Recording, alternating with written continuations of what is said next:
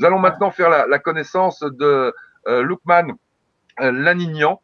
Merci Loukman, qui était pile poil à l'heure, techniquement ça envoie du lourd parce que la lumière est superbe et on est très heureux de vous recevoir Loukman, très engagé également dans la société avec un grand S au travers de ce que vous appelez la société inclusive et bien évidemment un regard très acerbe entre guillemets contre le travail des enfants. D'abord, profitons de votre présence pour que vous nous éclairiez sur cette société inclusive. De quoi s'agit-il?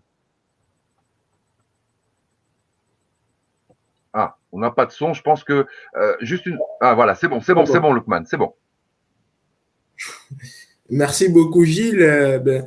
Société inclusive, c'est une organisation de solidarité internationale basée à Paris et présente aujourd'hui dans 3 pays africains que sont le Bénin, la Côte d'Ivoire et le Sénégal. Et Société inclusive, c'est une association qui a pour objet de contribuer à une société beaucoup plus inclusive où chaque personne en situation de handicap trouve pleinement sa Ok, place et dans la ça société. se matérialise de quelle façon?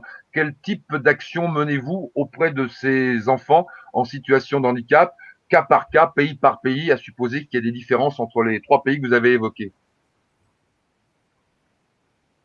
Il faut dire, merci beaucoup, il faut dire qu'aujourd'hui, la plupart des associations ou des organisations qui œuvrent sur le champ du handicap dans les pays africains, notamment francophones, sont plutôt dans une dynamique caritative, c'est-à-dire une approche très axée sur les dons de denrées alimentaires. Et aujourd'hui, nous, à travers notre approche, c'est une approche très axée sur les droits humains, en disant que non, une personne en situation de handicap dans la société elle n'a pas besoin de la charité, elle a plutôt besoin qu'on puisse respecter ses droits et tout faire pour qu'elle puisse pleinement trouver sa place dans la société. Maintenant, comment se structure notre intervention dans ces différents pays? Il faut dire que Société inclusive déploie dans ces différents pays 3 axes d'intervention. D'abord, le plaidoyer. Le plaidoyer que nous faisons à la fois à l'endroit des autorités locales pour les convaincre de tenir davantage compte de l'inclusion dans l'élaboration et le déploiement des futures politiques publiques, mais également à l'endroit des entreprises où nous faisons beaucoup de plaidoyer à leur endroit pour qu'elles puissent ouvrir davantage les portes de leurs entreprises aux personnes, aux travailleurs en situation de handicap. Deuxième axe d'intervention, c'est la sensibilisation. Parce qu'en toute chose, on a besoin de sensibiliser pour changer le regard, pour changer l'approche du public sur cette thématique. Et enfin, le cœur de métier de ce que nous faisons, c'est l'accompagnement, où nous accompagnons en occurrence des jeunes en situation de handicap afin qu'ils puissent aller le plus loin possible dans les études et enfin s'insérer Ok, dans le j'en monde de profiterai l'emploi. pour vous poser une question quant à l'autisme, parce que je sais que l'autisme en Afrique est un sujet très très peu délicat, véritablement abandonné. J'aimerais avoir votre expertise, votre retour d'expérience sur cet autisme. Il faut dire, même au-delà de, effectivement, c'est une famille ou une catégorie de handicap pratiquement abandonnée dans les pays africains, tout simplement parce qu'on s'y intéresse très peu ou on se renseigne très peu dessus. Et au-delà même de l'autisme, c'est énormément d'autres types de handicaps qui sont mal appréhendés, mal connus parce qu'on ne s'y intéresse pas. Vous savez, dans des pays africains très souvent, à l'école, par exemple, surtout au cours primaire, on peut rencontrer des enfants qui ont du mal à lire ou à compter à apprendre. Et généralement, on met ça sur le coup du fait que cet enfant, il n'est pas intelligent. Alors que, en allant beaucoup plus loin, on peut peut-être se rendre compte que cet enfant, il est peut-être dyslexique et qu'il a besoin d'un accompagnement spécifique.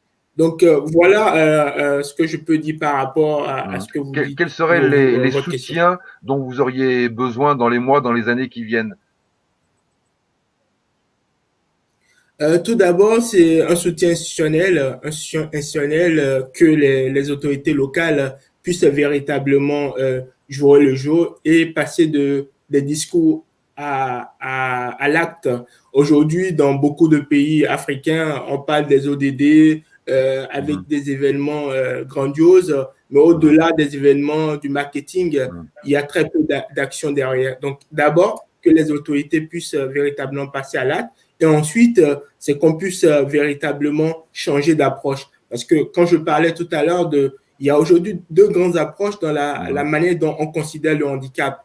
Soit l'approche droit de l'homme, ce que nous mettons en avant, ou l'approche beaucoup plus ancienne caritative.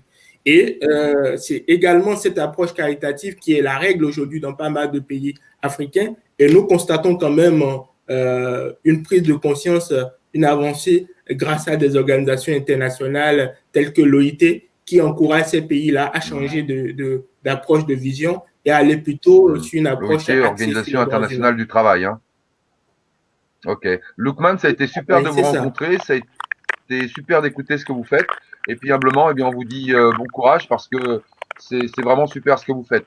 Et n'oubliez pas également le travail vers les autistes parce que bon, pour une raison personnelle, à un moment, je me suis intéressé de très près à la manière dont était traité l'autisme en Afrique et j'ai véritablement été effaré.